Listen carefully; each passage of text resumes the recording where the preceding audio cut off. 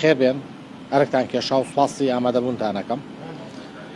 وەک جەنابتان ئاگادارن کە شەوی ڕابردوو لە ڕەفتارێکی چەتەگەری و مافیاگەریە هێزێکی دەمامکداری چەکداری سەر بە یەکێتی هەڵی کوتایە سەر ماڵی سەرۆکی جوڵانەوەی نەوەی نوێ بەڕێز کاک شاسوار عەبدولواحید و ڕفاندیان بەرەو شوێنێکی نادیار. طبعا ئەم ڕەفتارە ئاساییە بۆ هێزێکی وەکو یەکێتی و خەڵکی کوردستان و هێزە سیاسیەکانی کوردستان بە تایبەتیش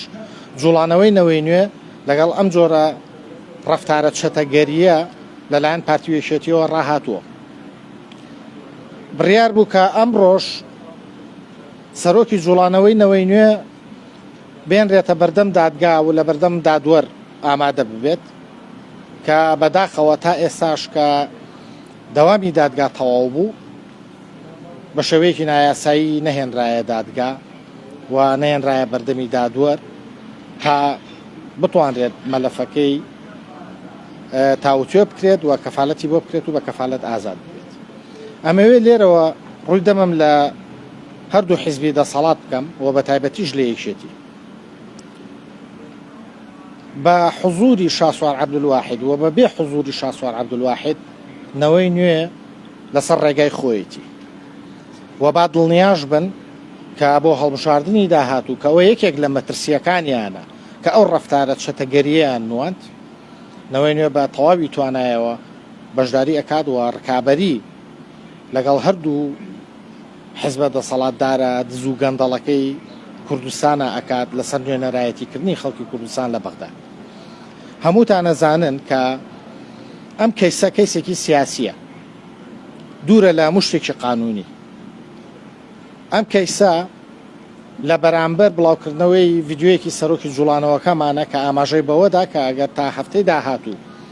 ئەو ڕێکەوتنێک کە لەگەڵ بەغداد و ژویان کردووە بۆ ڕادەستکردنی نەوت و داهاتی نانەوتی جێبەجێ نەکرێت و موچەی خەڵکی کوردستان نەیەت ئەوانەوەی نوێ هەڵوێسیە بێت. وان خۆشیان باس دەزانن کە نەوەی نوێ هەڵوێستەکانی چۆن ئەبێت و چۆن ناچاریان ئەکات کە پابند بن بۆ ڕێکەوتنانەوە خزمەتی خەڵک بکەن.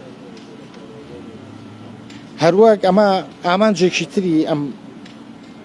پلانە گڵاوە دوورخستنەوەی سەرۆکی جوڵانەوەکەمانە لە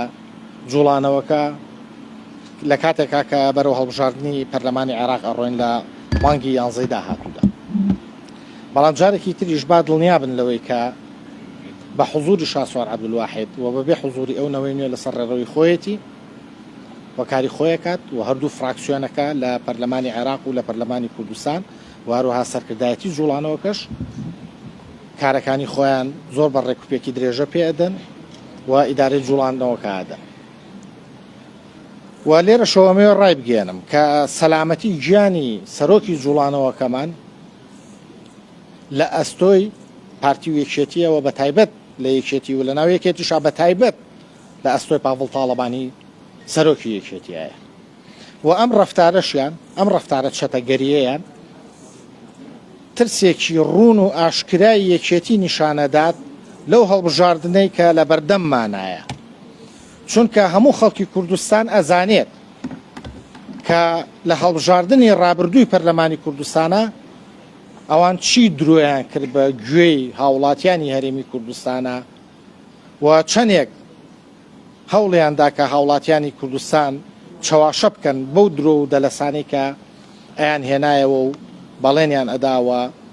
نەکیچیان جێبەجێ نەکرد بەڵکو وەکو بەردەوام جارێکتر بوونەوە بە گۆچان و بە دارشق بۆ پارتی و بۆ بنەماڵەی بارزانی و بۆ جێبەجێکردنی ئەژنێداکاریان. ئەم ڕەفتارە چەتەگەریە ساردمان ناکاتەوە،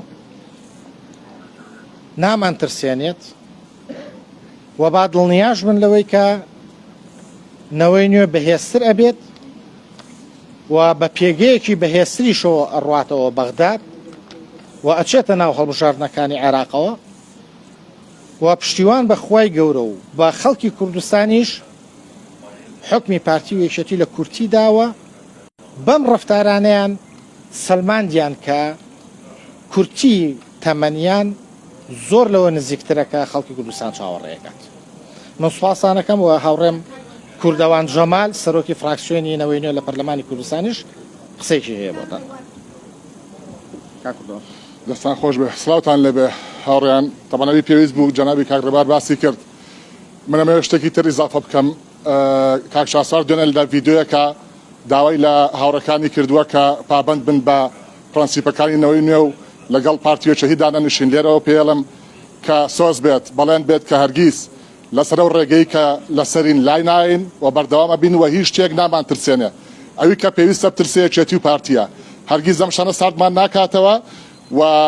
بەلا بانگەشەشە بە بەردەوامی پلانمان داناوە بانگەشەی خۆمانەکەین ئەوی کە پێویست بەیکن مەوێ بە عەرەبیش چەند وتەیەکتان ببم پێما بە چەند کڵاوی عەرەبی لێیە. سيداتي سادتي البارحة بالليل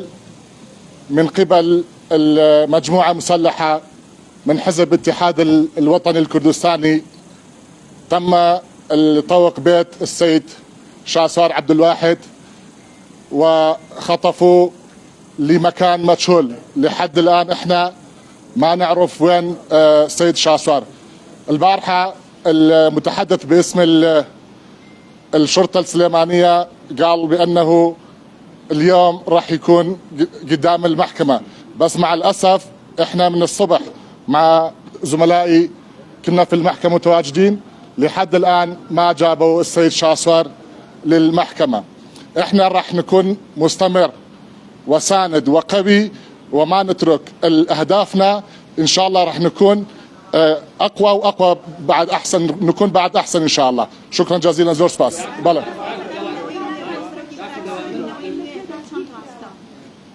ببرت أنا قشت هیچ اصل و اساسێکی نێوەقسانە جەنابی کاک شاسوار سەرۆکی جەنابی کاک شاسوار سەرۆکی جوڵانەوەکەیە ئێمە ڕاست پاردووە بۆی کە کارەکان بکەین هەموو کارەکانی کە پێوتون بەردەوام لەسەری و بە بەردەوامی هەوڵێن کە لە ڕووی یاساییەوە ئەم هیوادارین بە سیاسی لەوە زیاتر نەکرێت لە ڕووی یاساییەوە هەوڵێن کە بە زووترین کات کاک شاسوار لەم تۆمەتە دەرکرد.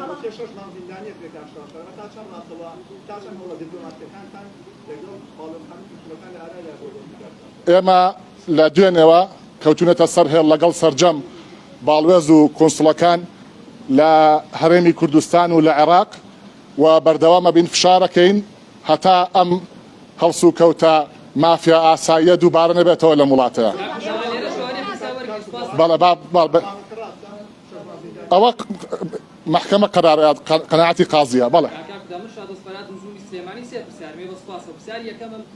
پێتان وایە بۆچی کە بە غایب حکمی بۆ دەچوو حکمی و 6 مانگ زیندانیە پرسیاری دوم ئەوەیە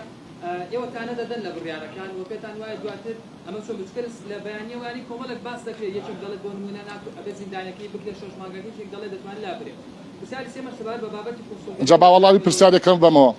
لە ڕووی یاساییەوە تەڕەن جنابی کاک شاسوار بە غیابی حکم دراوە پارێزەرەکەی ئەمڕۆ پەڵپی لەو بڕیارە گرتووە کە ئیعادەی محکمە بکرێتەوە بە حضوری جەنابی کاک شاسوار. طبعا حەز دەکەم بە هەمووتانی ڕابگەێنم کە ئەمە یعنی قەزەیەکی قانونی نییە قەزەیەکی سیاسیە ئەژنا بۆچی پێش 6 ساڵ داوا تۆمار کراوە ئێستا دێن جێبەجێیەکەن زۆر وازەحە بەڵێ پرسیاری دوم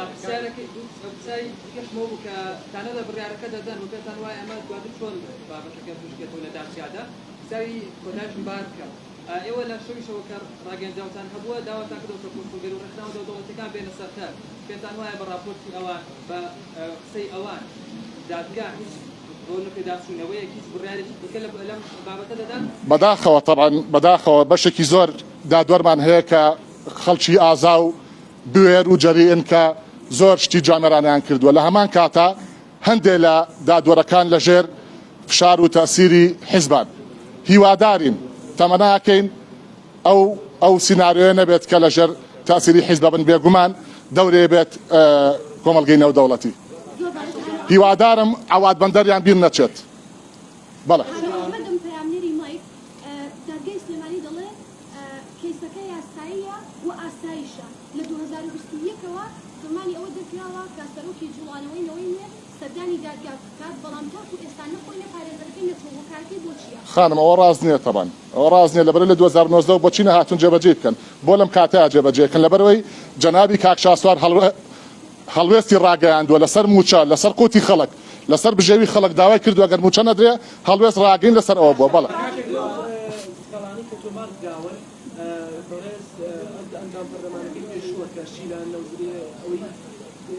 شادی نەوزادێکە ئەڵێن کامێرەی سۆتەنیە و ماڵەکەمەوە ئەمە تاوت چۆن ڕاکەدا تۆ پرسیار نەڕوە پێی پرسیارەوە بەڵێ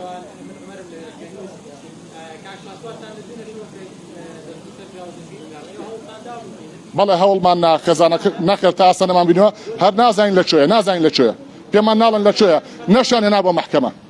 زۆر باشە بەڵێ لەس ئەگەر بڵم کاک شاسوار لەو شەمانگەدا بەسەردا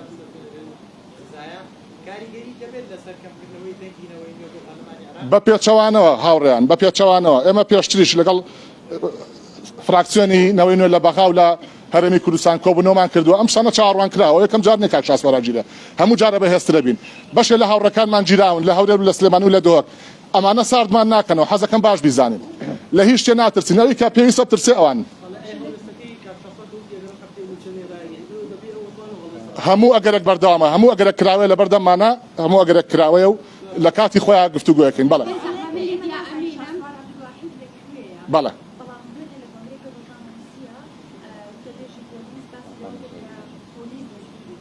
بەڵێ